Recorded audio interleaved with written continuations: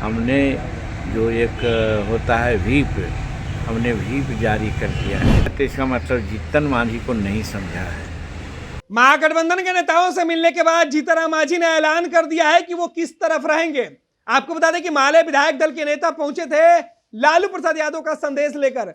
हालांकि उसके बाद जीतन मांझी का बयान सामने आया और उन्होंने साफ कर दिया कि वो 12 फरवरी को क्या खेल करने जा रहे हैं। उन्होंने अपने विधायकों को चिट्ठी भी दे दी है और बता दिया है व्हिप जारी करके कि उनको किनके साथ रहना है। मांझी के फैसले के बाद नीतीश और तेजस्वी दोनों की बेचैनी सीधे तौर पे बढ़ गई है।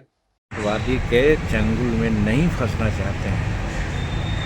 हम जहां हैं, हमारे चारों विधायक वहां हैं। कल तक 12 बजे तक हमारे 2 विधायक जो बाहर हैं आ जाएंगे।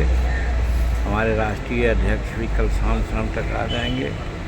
शाम में हमने लेजिस्लेचर पार्टी की बैठक रखी है और शायद आप लोगों को न मालूम होगा, हम 10 तारीख को ही, यानी कि आज 10 है ना, हमने जो एक होता है व्हीप, हमने व्हीप जारी कर दिया है कि हमारे चारों विधायक एनडीए गठबंधन के पक्ष में वोट देंगे, विधानसभा में हाजिर रहेंगे और सरकार के पक्ष में बात करेंगे और बोलेंगे भी, और मतदान की स्थिति में सरकार के पक्ष में मतदान भी करेंगे। एक क्रिस्टल क्लियर है, कहीं कोई ये नहीं है। अब मिलना जुलना 43-44 वर्ष की राजनीति मेरी है, बहुत लोग आते हैं मिलते हैं, तो उनको मैं मना नहीं कर सकता। और उनके मिलने मात्र से अगर कोई कन्फ्यूजन की बात करता है तो इसका मतलब जीतन मांझी को नहीं समझा है। जीतन मांझी बहुत पहले से कह चुका है,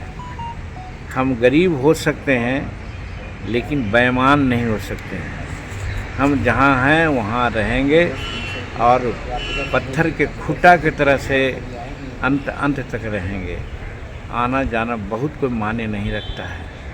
और नरेंद्र भाई मोदी जी एक से एक बढ़ के काम कर रहे हैं। आज आपने देखा 3 महानुभावों को, चाहे कृषि का मामला हो, किसान का मामला हो या आर्थिक जगत में विकास का मामला हो, इसमें स्वामीनाथन जी को, हमारे चौधरी चरण सिंह को और फिर हमारे इनको नरसिम्हा राव जी को इन्होंने जो दिया भारत रत्न, एक काबिल तारीफ है। सही समय पर सही निर्णय उन्होंने लिया है और इसके चलते हम लोग माननीय नरेंद्र भाई मोदी जी के प्रति एकदम झुकाव है और हमारे समाज का झुकाव है। याद होगा कुछ दिन पहले हमने अपनी पीड़ा कही थी कि महर्षि वाल्मीकि जी के नाम से कुछ नहीं है। तो आपने देखा आज संसार का अच्छा से अच्छा पर्यटक स्थल के रूप में अयोध्या डेवलप हो रहा है, जहां रामलला की प्रतिमा का प्रतिष्ठापन हुआ है 22 तारीख को। वहां हवाई जहाज़ गिरने के लिए एरोड्रम बना है और उस एरोड्रम का नाम रखा गया है महर्षि वाल्मीकि एरोड्रम। ये सब क्या है? ये सब गरीबों के प्रति सम्मान की बात है। भगवान राम सबरी के पास सूखा खाए थे। 12 तारीख को हम लोग हर हालत में एनडीए के पक्ष में रहेंगे, वोट देंगे और जो नीतीश कुमार जी के नेतृत्व में सरकार बनी है उस सरकार को हम लोग हर हालत में मदद करेंगे। इसलिए कोई कन्फ्यूजन नहीं हो, इसीलिए आप लोगों को हम बात करने के लिए बुलाया है। माले के विधायक की तरफ से सर क्या ऑफर दिया जा रहा था? अब देखिए, बहुत सी बातें होती है जो नहीं कही जाती है। माले ही के क्यों आए थे? कल अवधेश सिंह भी आए थे, परसों वो अलहाज साहब भी आए थे और कई एक लोग, सैकड़ों लोग आ रहे हैं। तो आने से क्या होगा?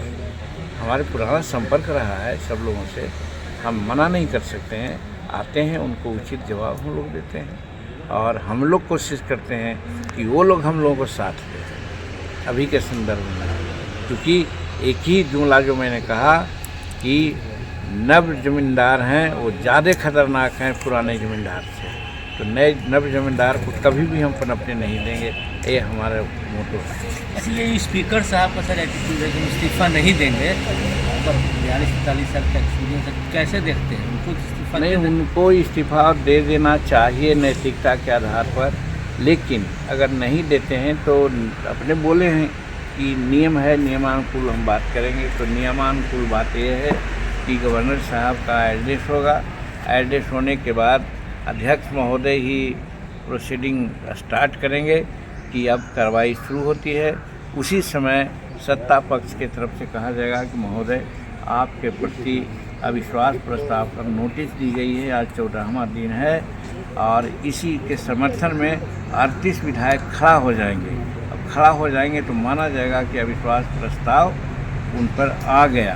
अब ऐसे समय में जिन पर अविश्वास प्रस्ताव आता है तो वो कुर्सी छोड़ करके चले जाएंगे और उपाध्यक्ष हैं वो कुर्सी पर आसीन होंगे और वहाँ पर फिर डिस्कशन होगा, वोट होगा और तय होगा कि लोग उनके खिलाफ पास हुआ कि नहीं हुआ और फिर स्पीकर का चुनाव होगा, फिर और सारी बात। जितने उनको हमने कहा है और उस जुमला से वो बहुत सहमत हुए और फिर चले गए।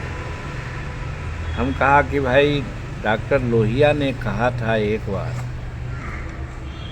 कि पुराने जो पैनोरमा ग्रुप, जो सोचता है वो करता है। ये लो मुंह मीठा करो, आज मैंने अपना जॉब छोड़ दिया, अब हम पूर्णिया वापस जाएंगे। जॉब छोड़ दिया है? मतलब ये घर कैसे चलेगा? हम करेंगे क्या? और माँ बाबूजी क्या बोलेंगे? इसलिए मैं एक और मिठाई का डब्बा लाया, अपने बिजनेस के लिए लोन अप्रूव हो गया। अरे लोन अप्रूव हो गया वो तो ठीक है, लेकिन पूर्णिया में हम रहेंगे कहाँ? अपना घर भी तो नहीं है वहाँ। इसलिए तो एक और मिठाई का डब्बा अलग से लाया हूँ। हमने पूर्णिया में घर ले लिया है, पूर्णिया के ई होम्स पैनोरमा में। पूर्णिया में पैनोरमा ग्रुप लेकर आए हैं ई होम्स पैनोरमा। बड़ा घर, आलीशान जिंदगी और अत्याधुनिक सुविधाओं के संग। अरे अब क्यों मुंह मीठा करवा रही हो? क्योंकि हम घर वापसी जो कर रहे हैं। घर वापसी की खुशी पूर्णिया में ई होम्स पैनोरमा के संग। E Homes Panorama, luxurious lifestyle redefined.